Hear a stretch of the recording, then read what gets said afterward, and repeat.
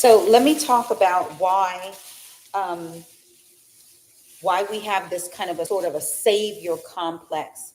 Why are we thinking that we can save a narcissist? That's the trippy thing. See, we have something in our childhood past. We've got something in our childhood past that leads us to believe that we can save them, when in reality, we can't save people who don't know that they're messed up. We just can't, you know? You can't save somebody who is not even willing to acknowledge where they're at, right? We can't expect a narcissist, someone high on that narcissism, someone who treats you bad, someone who gaslights you, someone who makes you convinced that you're not worthy or you don't have as much value as you know you have. To think that we can change them, that we can rescue them, that we're going to be the one that gets them into therapy is delusional. It's delusional. You know, if you think you can pray somebody out of being of narcissism, you're delusional. People have to decide to leave on their own. That's just a fact. They got to decide to leave on their own. What happens is that we become, so we've gone through something, maybe we've overcome the abuse in our own lives, right? Sorry about that. We've overcome some form of abuse, and so we think we can help them. In reality, you can't help anyone but yourself and maybe your children, and you can help your children, right? You can't help someone who doesn't see themselves as having any kind of problem. You can't help save someone who doesn't think that they're doing anything wrong to you. You can't save someone. You just can't. When you think about maybe your own healing journey, is it safe to say that you decided you were going to change, that you needed some help? Most people, that's the thing. It's not someone coming in to rescue them. And again, you sure in the hell is not going to be able to rescue someone who doesn't know that they have this issue with their personality. I had my narcissist tell me, "Oh, well, no one's ever said that to me. I didn't know that. No one's ever said that to me." That was gaslighting. That was gaslighting to make me doubt what I had stated, that I have observed in his behavior. He would rather me doubt and make myself feel a bit weird or stupid, or he would rather have me doubt that than look internally at his own behavior, right? We can't save people. I wish I could do that. I wish I could help people, completely, not even help, but I wish I could just like magic wand them better. I work all day in the talking profession, the talking cure profession. You know, I've never had a narcissist get any executive coaching from me that I am aware of. That narcissism shines through.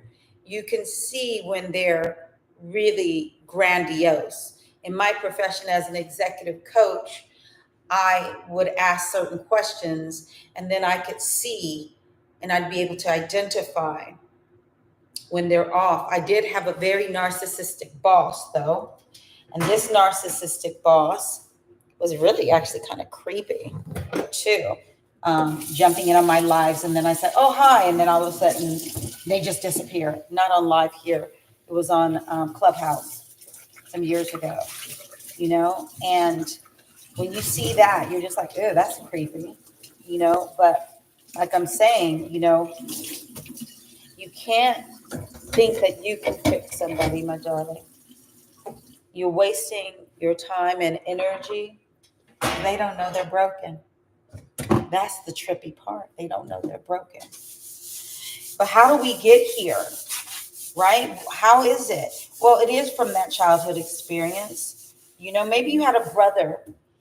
You love your brother to bits, and you were always there to pick up the pieces. You were always there to help fix him, right?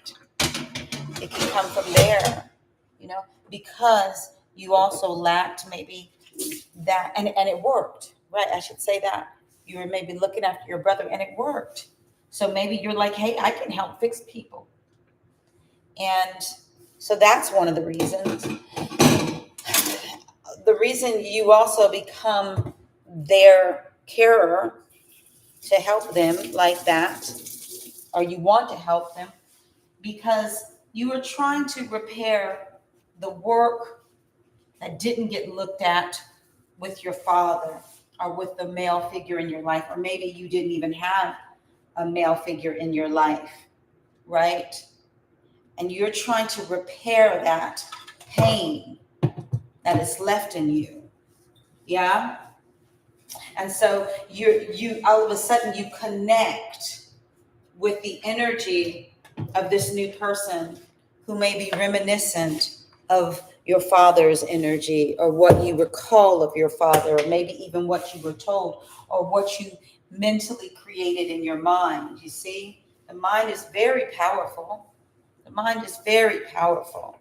And you got this idea that, dad he was under a lot of pressure. He didn't want to be a dad. He was too young. So you rationalize his behavior because all you want is that love and to repair, and now it's particularly difficult if your father isn't around, right?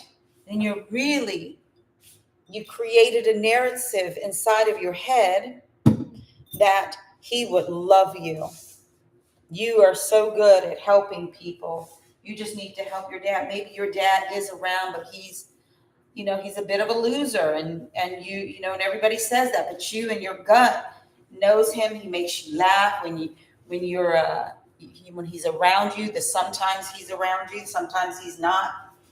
You're trying to repair him because you love him. You're trying to repair the narcissist in your life because you love them. Well, love is a many splendid thing, but in reality, that's not going to change an individual who doesn't want to be changed or does not see that they need to change, right? And so what do? You begin to work on yourself some more. Because if you've done some work and you're thinking, hey, but I'm feeling good, and yet you're still trying to help that person, you're still trying to repair, then there's still more work to be done. Now, I realized this when I shared a bit of my story.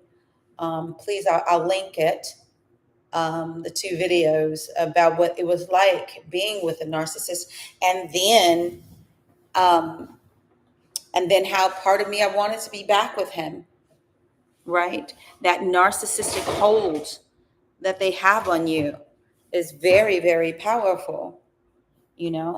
And so I bought this wonderful book um, by my favorite person on the subject of narcissism.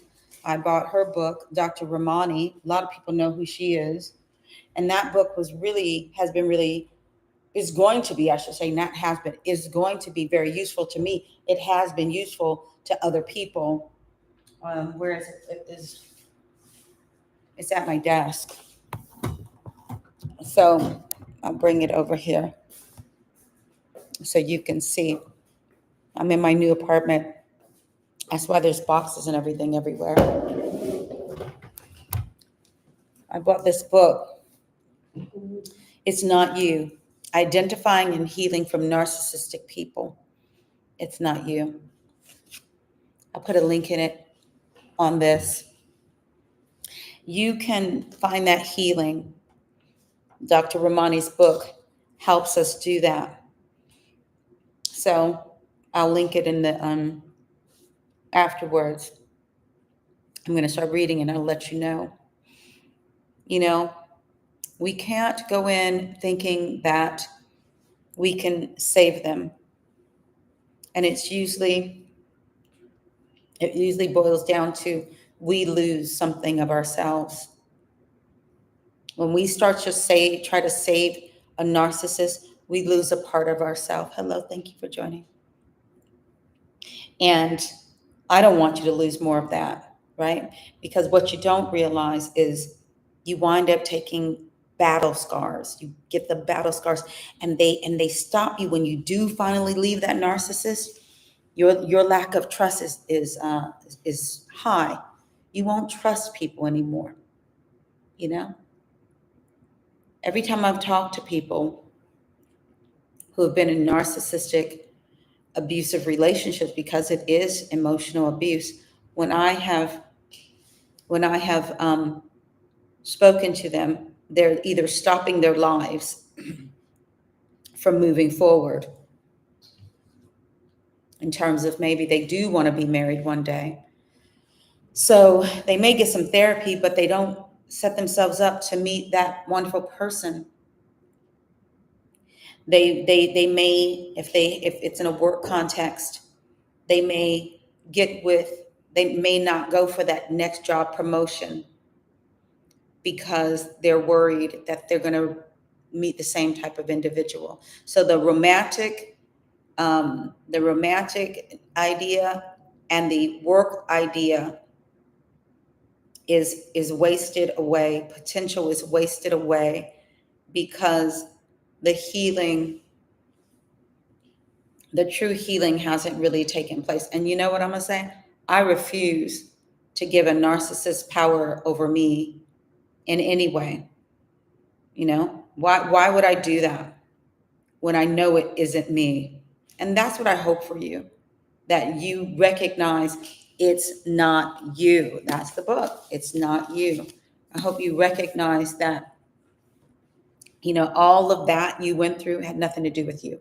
We were never gonna make them better people. We were never gonna make them better people. They don't even know that they have an issue. If you're watching this, trust and believe they're not in therapy. You know, Leon Walker on YouTube, I know him, and he's amazing at sharing the reality of what, you know, being with a narcissist actually kind of looks like. All of the things. If you get a chance to watch his channel, oh my gosh, some of that stuff I'm sure is going to resonate with you. You know, not everything, because not every narcissist is the same. They have these character traits, but they're not all the same, are they? So, you know, give him a try. Leon R. Walker. He's brilliant. Dr. Ramani is brilliant. You know, check her out. But stop trying to fix people. Stop trying to be a savior. I know it all too well. I did too. You don't have to be that person to save people. Let them go save themselves. Okay? I'm out. Love you. Thank you so much for being here.